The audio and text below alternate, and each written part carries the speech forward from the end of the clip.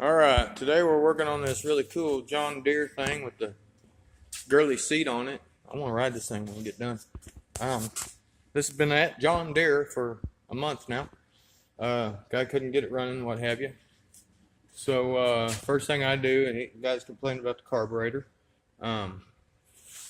It does have some compression. Which I just seen that boot sparking. One of the big problems is my compression.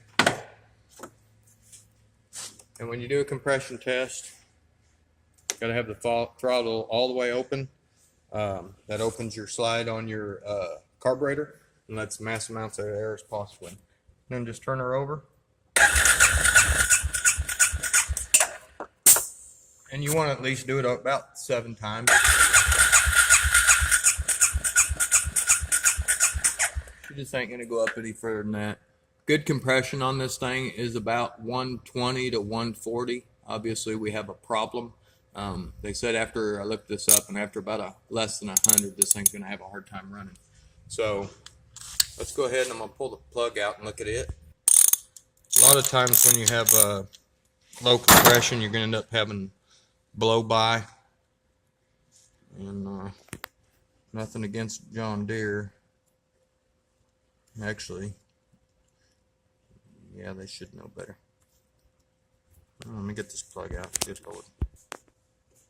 Alright, I already took the other plug off and wiped the end on the bag there. That's oil. Not good. Take this one out.